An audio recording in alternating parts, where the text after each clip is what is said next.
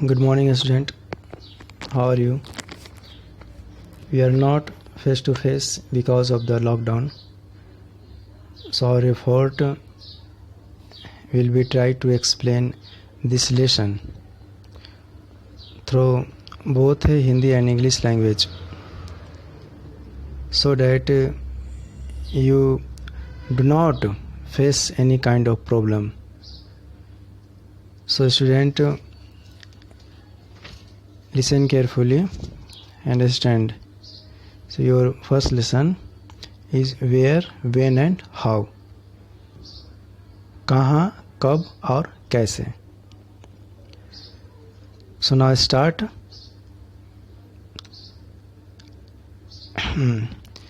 The history of India is divided into 3 different period. देखिए, ये जो भारत के इतिहास है वो 3 कालों में बांटा गया है: एंशिएंट, मेडिएवल और मॉडर्न. प्राचीन, मध्यकालीन और आधुनिक. सो आप पहले ही क्लास 6 में एंशिएंट पीरियड के बारे में पढ़ चुके हैं. सो हम लोग पढ़ेंगे मेडिएवल पीरियड के बारे में, ना, जिसका मतलब ब्रॉडली एक्सटेंड, जो बड़े पैमाने पर जो विस्तार हुआ वो 8वीं से 18वीं शताब्दी के बीच हुआ था. सी मतलब होता है कॉमन एरा ना. The medieval period India and the witnessed large scale change in society. लेकिन इससे मतलब होता है मतलब देखना, ठीक है ना, देखना. तो medieval period of the India यानी मध्यकालीन भारत में भारत ने बहुत बड़े पैमाने पर बदलाव देखा. किस में बदलाव देखा? तो society, economy, politics, religion and culture, इन सारी चीज़ों में बदलाव देखा गया. For better understanding of this change the period is subdivided into the early medieval and late medieval. तो यदि हम लोग medieval period को समझना है तो इसको 2 भागों में बांट देते हैं. पहला भाग जो है ये है early medieval और जो सेकेंड पार्ट है वो late medieval period. तो early medieval period जो है ये इसका जो फैलाव है ना, जो इसका जो विस्तार है वो 8वीं से लेकर के और 12वीं शताब्दी के बीच है. और ड्यूरिंग विच इस दौरान है ना पाल, प्रतिहार, राष्ट्रकूट, चोल और राजपूत, ये लोग जो थे उस समय के डोमिनेंट फोर्स थे. डोमिनेंट माने प्रमुख, मैंने शक्ति के रूप में थे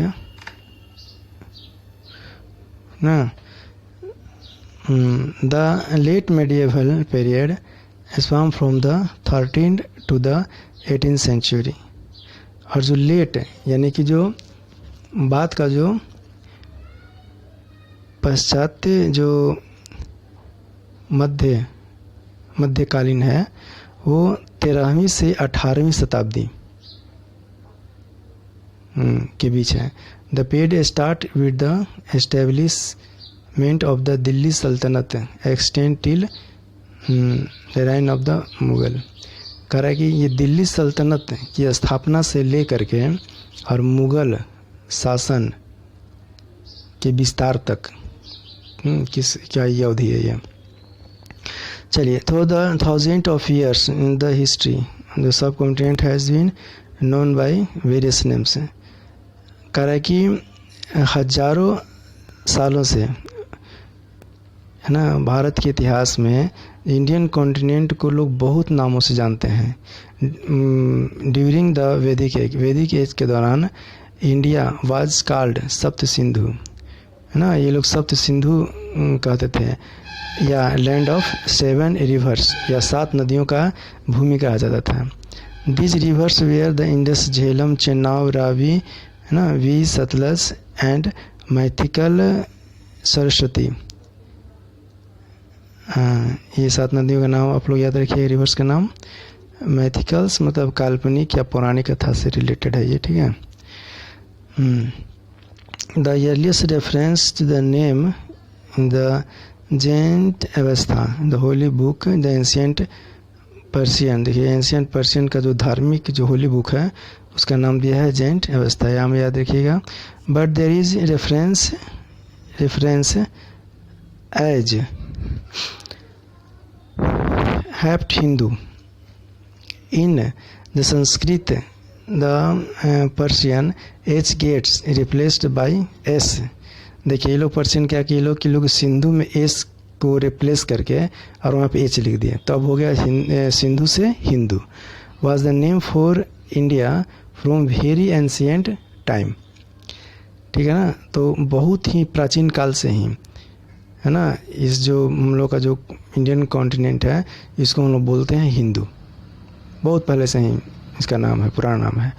after the coming of the Aryans, देखिए जब आर्य लोग जब आए ना तो उन्होंने वैदिक कल्चर का विस्तार किया, और ये लोग उत्तरी भारत में जो आए थे, देखिए तो यहाँ पर आर्यवर्त है ना, भारत का एक नाम आर्यवर्त भी है। And the land of the Aryan, और यह आर्यनों की भूमि भी कहा जाता था। India was also known as Bharatvarsha, India को क्या कहा जाता था, भारतवर्ष भी कहा जाता था। On the land of the Bharat where the descendants of the Bharat live, Bharat the son of king Dushyant. यहाँ पर एक आता है डिसेंट, इसका होता है वंशज, ठीक है ना। किसके वंशज थे के थे, तो राजा दुष्यंत के लगे थे ना भरत। और have to require the rulers whole of the Indian subcontinent, कह रहा है कि भारतीय जो इंडियन कॉन्टिनेंट का पूरे जगह में इनका शासन चलता था, राज चलता था। और in Arabic Persian literature and the medieval period the Indian subcontinent of the refers to as Hind as the people who live here the Hindus.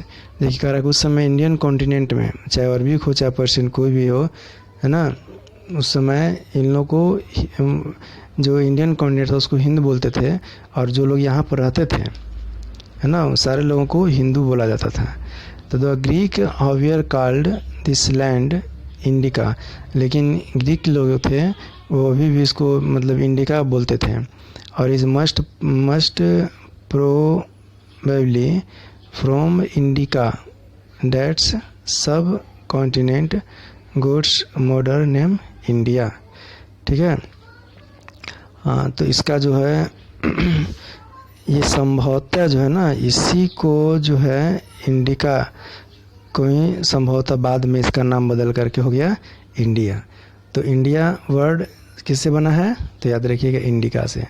और इंडिका कौन लोग बोलते थे, तो ग्रीक लोग बोलते